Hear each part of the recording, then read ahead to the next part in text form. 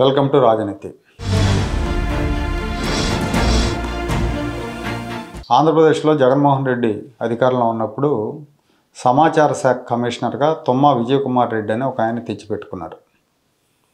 ఆయన రైల్వే సర్వీస్లోనే ఎక్కడో కేంద్ర సర్వీసులో చేస్తారు. ఆయన రాష్ట్ర సర్వీసులకి డెప్యుటేషన్ మీద వచ్చారు. ఆయన్ని ఐఎన్పిఆర్ కమిషనర్గా పెట్టుకున్నారు. పెట్టుకున్న తర్వాత ఈ సమాచార శాఖ బాధ్యత ఏంటంటే ప్రకటనలు, పత్రికా ప్రకటనలు కానీ, ప్రభుత్వానికి సంబంధించిన ప్రకటనలు కానీ, ప్రభుత్వానికి సంబంధించిన ప్రచారం కానీ, ఇవన్నీ కూడా వీటికి బడ్జెట్ కొంత ఉంటుంది ఈ సమాచార శాఖకు.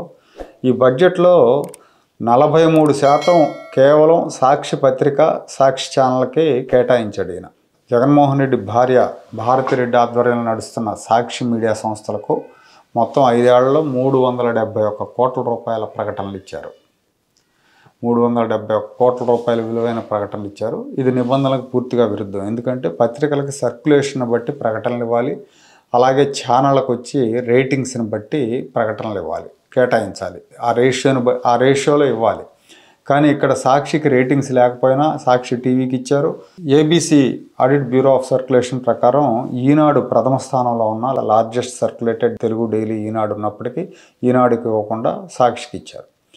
పెద్ద ఎత్తున దుర్వినియోగం జరిగింది. ప్రభుత్వ ధనాన్ని జగన్మోహన్ రెడ్డి భార్యకి కట్టబెట్టాడు విజయకుమార్ రెడ్డి.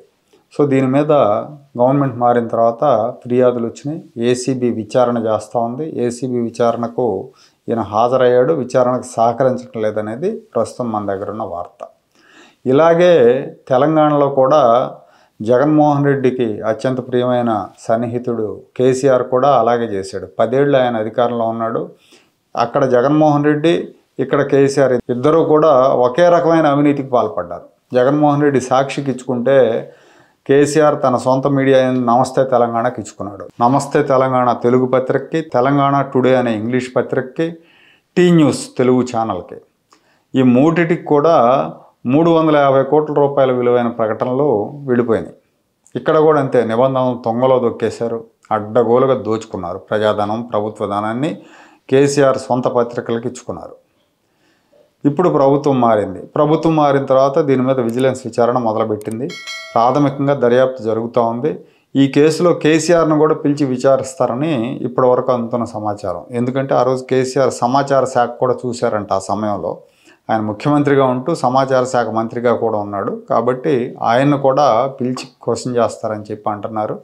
మొత్తం మీద అక్కడ తెలంగాణలో, ఇక్కడ ఆంధ్రప్రదేశ్లో 2 చోట్ల కూడా ఇద్దరు మిత్రులు ప్రజాధనాన్ని దోచుకోవడంలో సిమిలారిటీని పాటించారు. ఒకే విధంగా దోచుకున్నారు.